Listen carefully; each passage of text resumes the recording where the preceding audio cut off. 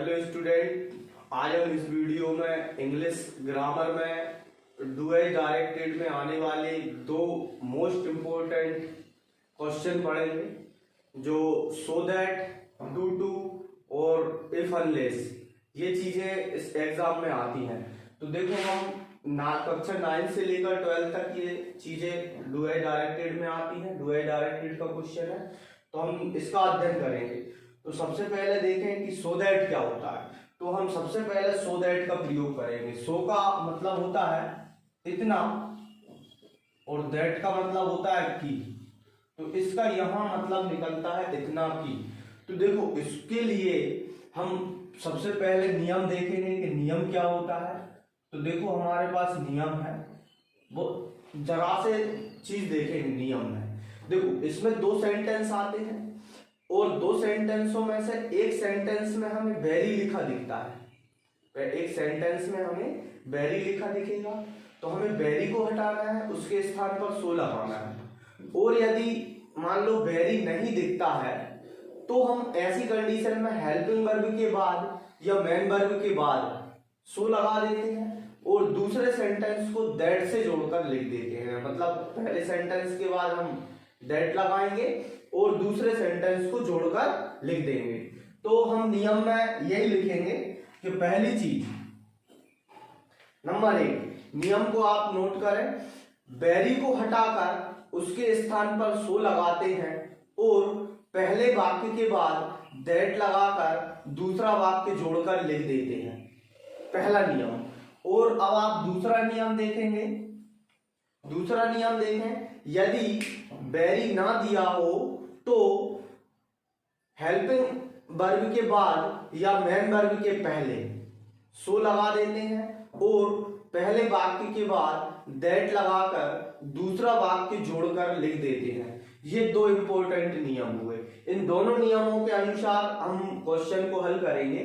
तो सबसे पहले हम उदाहरण में देखेंगे कुछ, जैसे कि कौन कौन से इंपॉर्टेंट हैं जो आ सकते हैं। नंबर 1, सेंटेंस लिखा आएगा he is very poor. He is very poor, पहला सेंटेंस। दूसरा सेंटेंस लिखा है ही कैन नॉट पे द फीस। ये फीस लिखा है FEES। तो he is very poor, he can not पे द फीस। इसको हिंदी में हम थोड़ा सा समझेंगे। ही मतलब वह, इज मतलब है, वेरी पुअर मतलब बहुत गरीब, वह बहुत गरीब है। ही मतलब वह, कैन मतलब सकता, नोट मतलब नहीं, पे मतलब चुकाना, पे का मतलब है चुकाना, द फीस मतलब फीस। वह बहुत गरीब है, वह फीस नहीं चुका सकता। तो अब हम दूसरी चीज देखेंगे कि इसमें जब हमें सॉल्व करना हो तो देखो, हल हम इसका आंसर कैसे बनाएंगे। यहां लिखा आएगा combine the sentence using why so that, या यूजिंग सो दैट, या सो दैट ओनली लिखा आ सकता है। इधर लिखा होगा सो दैट का प्रयोग करना है। तो देखो हम किस प्रकार करते हैं। हमने नियम में पढ़ा है कि वेरी को हटाना है और सो लगाना है। मतलब वेरी को हटाओ और सो लगाओ। तो देखो आंसर बनाएंगे, ही इज, वेरी को हटा दो, सो लगा दो, सो पुअर। अब पहला वाक्य सेंटेंस, पहला वाक्य हो चुका है। अब इसके बाद हम दैट लगाएंगे। तो दैट लगाएंगे, दैट और दूसरा वाक्य जोड़कर लिख देंगे, ही कैन नॉट पे द फीस। ऐसे बनाएंगे। अच्छा, दूसरा सेंटेंस हम देखें कि यदि मान लो ऐसा लिखा हो, ही इज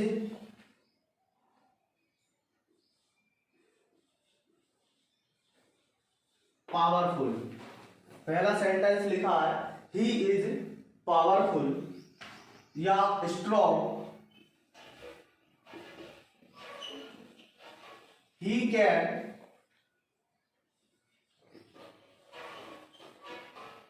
फाइट यू। और यहां कोष्टक में वही सो दैट का प्रयोग करना है। तो देखो इसका आंसर बनाएंगे, सिंपल सा है कि इसमें सबसे पहले देखें आप वेरी नहीं है, तो वेरी नहीं है तो हेल्पिंग वर्ब के बाद या मेन वर्ब के पहले हम सो लगाएंगे। तो देखें हेल्पिंग वर्ब के बाद, ये हेल्पिंग वर्ब है, इस हेल्पिंग वर्ब के बाद हम क्या करते हैं, सो लगा देते हैं। यहाँ या फिर यहाँ आप मेन वर्ब देखेंगे तो मेन वर्ब के पहले और हेल्पिंग वर्ब के बाद, तो बात एक ही हो जाती है। तो देखो इसके बाद लगाना है, he is so poor, sorry he is so powerful.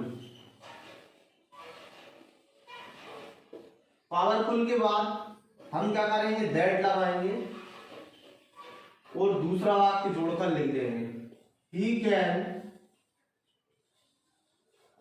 Fight you.